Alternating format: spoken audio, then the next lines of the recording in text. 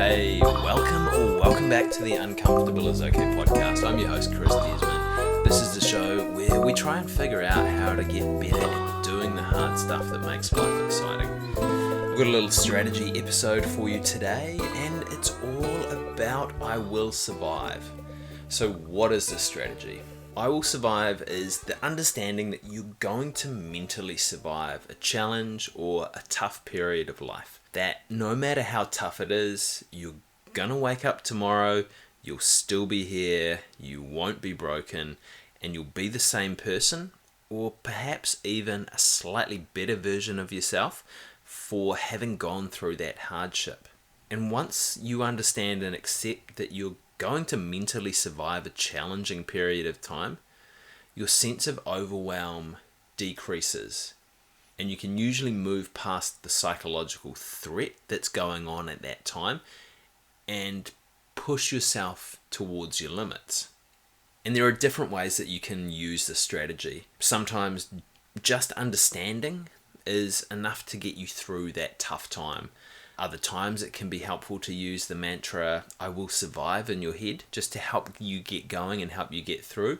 Or my personal favourite is to crank out Gloria Gaynor's epic tune, I Will Survive, at the top of my lungs. So choose wisely which one you want to use. So where do I apply this? The strategy can really be applied at any point of the process.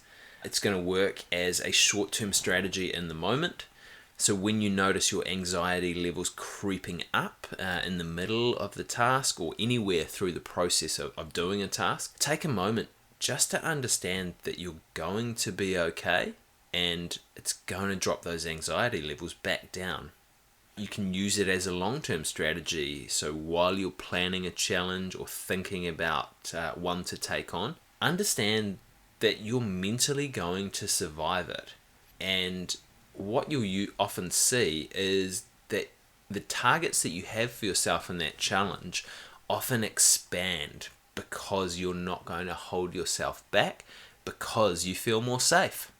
A caveat with this strategy, that the I Will Survive, is just to make sure that you factor in your physical safety as well.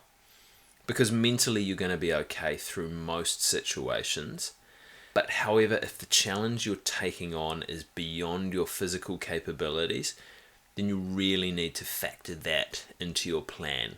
So mentally you'll survive, just make sure that you survive physically as well. So this strategy in action. When I started out speaking in public, it was pretty scary. Getting up in front of people with all their eyes on me and worrying what they were thinking about me. It felt to me like a pretty threatening situation to be in. And usually what would happen is I'd give a really rigid presentation. I'd read off the slides or directly off my notes, struggle to engage with people and try and come across super professionally rather than letting my personality through. And people would they'd clap politely at the end and I'd think, oh man, I'm glad that's over. Hopefully no one thinks I'm a dick. And just kind of talking about this now, it's actually reminded me that was like what I felt when I started podcasting as well, as the first few episodes. If you go back and listen to them, I was pretty rigid. I was pretty nervous. I was wondering if you guys would think that I was a dick. And the people that did think I was a dick at those first couple probably aren't listening now. If you are, what's up? But once I'd managed to shift my perspective to understanding that whatever happened in the presentation, that I would mentally survive it. I'd be okay, I'd live to fight another day. Having that perspective shift really reduced the threat level that I felt that I was under. And once this threat level had reduced, I was able to relax a bit more. I was able to focus on the presentation instead of focusing on not looking like a dick. I started to be able to ad-lib a little bit, bring some other things in rather than just standing there and boringly reading off the slides. I started to be able to engage a bit more with the audience, respond to some of their cues as well. And I started to be able to let my personality come through into the performance more.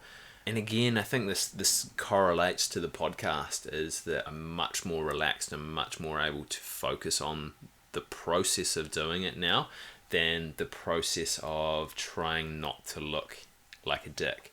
So when I give presentations these days, people still clap politely and nicely at the end. I've never had a standing ovation, probably never will, but I definitely enjoy doing it much more. And one other great thing is that I'm heaps less sweaty at the end of the presentation now than what I used to be when I was starting out. So it cuts down on washing as well. So why does this work?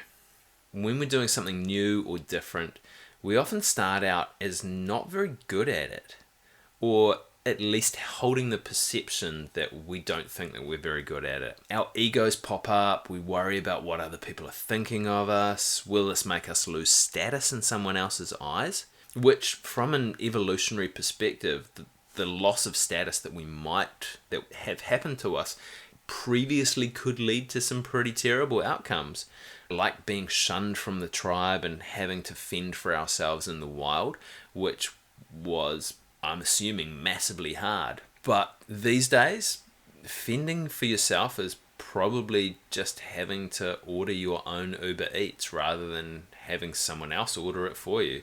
But our brains still see this loss of status as a large psychological threat. So often we're not going to extend ourselves into new areas because we're too scared to do so.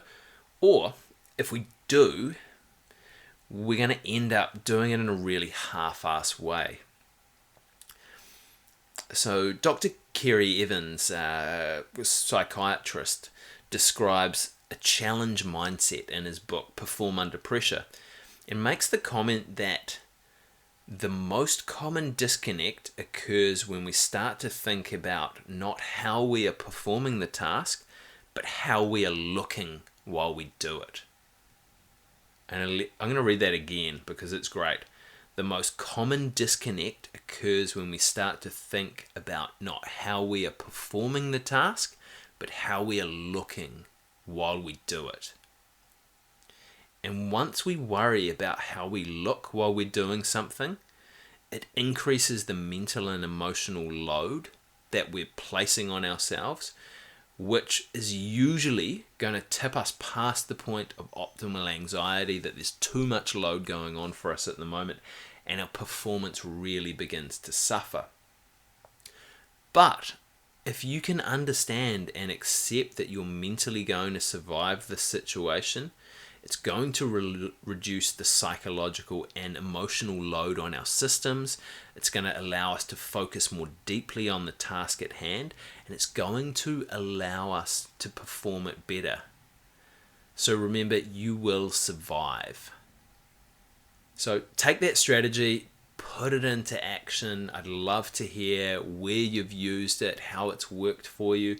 It's a strategy from a book that I'm writing at the moment, Get Out of My Comfort Zone, a guide to doing hard shit. If you want to sign up to the email list about kind of what's going on with the book, I'll flick you through some of the draft strategies that I've got at the moment. I'll keep you in the loop with how things are progressing, and I'll hook you up with some sweet deals when it comes out as well. So you can sign up to getoutofmycomfortzone.com. That's getoutofmycomfortzone.com. The emails that I send are pretty sporadic. It won't fill up your inbox. But thank you so much for getting uncomfortable with me today.